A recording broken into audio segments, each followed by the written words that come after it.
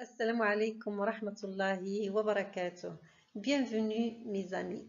Nous continuons notre série sur les règles du jeu de la vie. Aujourd'hui, nous abordons la première règle, c'est la règle du bonheur. En fait, tout le monde est à la recherche du bonheur.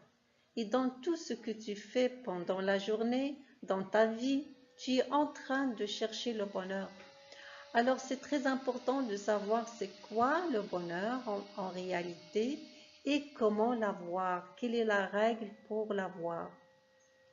Le bonheur, il se définit en fait par ce calme à l'intérieur de toi, par cette paix intérieure, un cœur apaisé, un esprit tranquille, dans le fait d'avoir une relation harmonieuse avec toi-même, avec ton entourage et aussi avec ton créateur.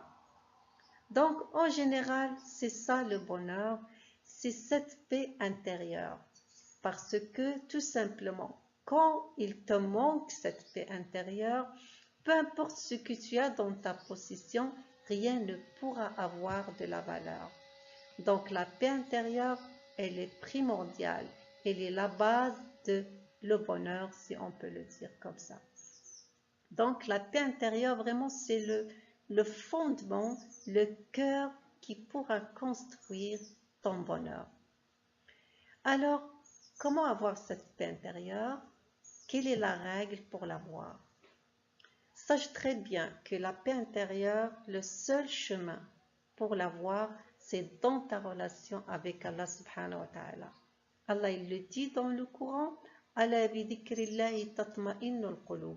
Je traduis, c'est seulement dans le fait de se rappeler d'Allah subhanahu wa ta'ala que les cœurs peuvent être apaisés. Il y a des fois, on peut se poser la question, mais comment, c'est-à-dire comment réussir vraiment que le fait de se rappeler d'Allah subhanahu wa ta'ala pourra te donner cette paix intérieure qui est la base de ton bonheur. Pour cela, c'est très important que ta relation avec Allah subhanahu wa ta'ala ne doit pas être limitée seulement dans les moments de la prière ou bien de faire le jeûne. Ta relation avec Allah subhanahu wa ta'ala, elle est bien plus grande que ça. C'est d'abord très important de sentir que Allah subhanahu wa ta'ala, elle est ton soutien. C'est-à-dire, au moment où il y arrive un problème dans l'environnement extérieur, toi tu reviens à Allah subhanahu wa ta'ala, tu comptes sur son soutien. Tu reviens à lui, mais tu reviens avec certitude. Et c'est ça qui est très important. Avoir la certitude qu'il va te soutenir. Ça d'un côté. D'un autre côté, c'est très important aussi de sentir la présence d'Allah avec toi tout le temps. Allah subhanahu wa ta'ala, il est ton compagnon de vie. Il a dit dans le Coran qu'il est plus proche pour toi, qu'il est très proche pour nous que c'est-à-dire notre veine.